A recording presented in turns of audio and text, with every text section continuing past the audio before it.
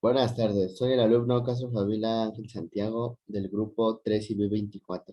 A continuación le expondré sobre el tema de capacitores e inductores. El capacitor es un componente electrónico pasivo básico junto con resistencias e inductores. Los capacitores consisten en la misma estructura básica, dos placas conductoras separadas por un aislante llamado dieléctrico. Existen varios tipos de capacitores, los cuales son electrolíticos, los cuales están formados por un papel impregnado en electrolito con una polaridad y una capacidad superior a un microfaradio. Electrolíticos de tántalo. Emplean como dieléctrico una finísima película de óxido de tantalio amorfo, que con un menor espesor tienen un poder aislante mucho mayor. De poliéster metalizado. Suelen tener una capacidad inferior a un picofaradio y tensiones de trabajo a partir de 63 volts. Su estructura consta de dos láminas de policarbonato descubierto por un depósito metálico que se bobinan juntas. De poliéster son similares a los anteriores, aunque con un proceso de fabricación diferente. En ocasiones, este tipo de condensadores se presentan en forma plana y llevan sus datos impresos en forma de banda de color. Cerámicos de lenteja o de disco. Son los de cerámica más corrientes. Su valor de capacidad están comprendidas entre 0.5 picofaradios y 47 nanofaradios. En ocasiones llevan sus datos impresos en forma de banda de color. Cerámicos de tubo. Sus valores de capacidad son del orden de los picofaradios y generalmente no se usan debido a la gran deriva térmica que tienen.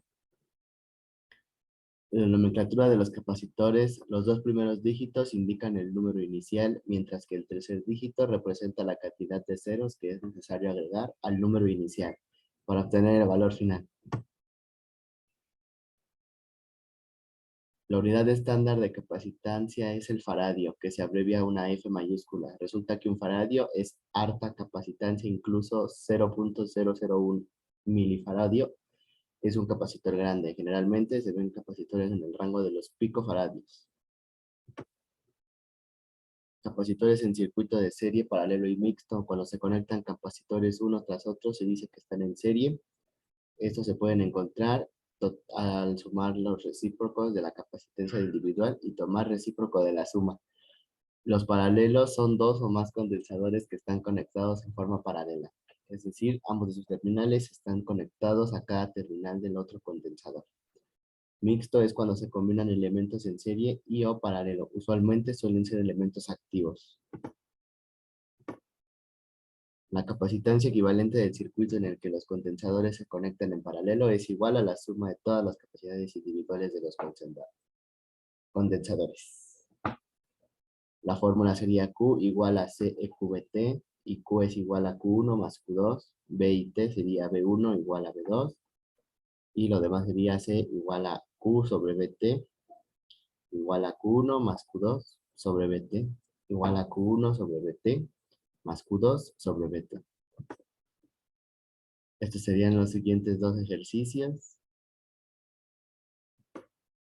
y el tercer ejercicio de la primera parte. Los inductores son elementos lineales y pasivos que pueden almacenar y liberar energía basándose en fenómenos relacionados con campos magnéticos. Existen varios tipos de inductores y se clasifican según el núcleo o soporte, sería el núcleo de aire, núcleo de hierro y núcleo de ferrita, según la frecuencia de corriente aplicada, alta frecuencia, baja frecuencia. Según el recubrimiento serían plástico, resina y metal. Según la característica de su valor, fijos y ajustables, y según el tipo de montaje serían insercio y SMD. Para las propiedades físicas de cada conductor se basan en el dispositivo, propiedad, representación y nomenclatura. Por ejemplo, en un resistor sería resistencia y una R. En los capacitores sería capacitancia y una C. Y en los inductores sería la inductancia con una L.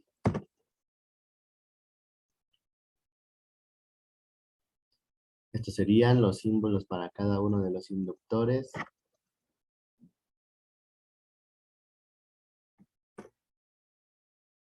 Cuando los inductores están conectados en serie, la inductancia total es la suma de las inductancias de los inductores individuales.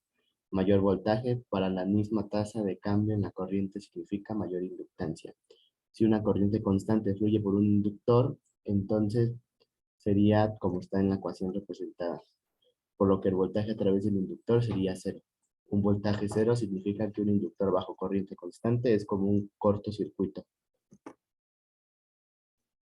Estos serían los siguientes tres problemas de los inductores.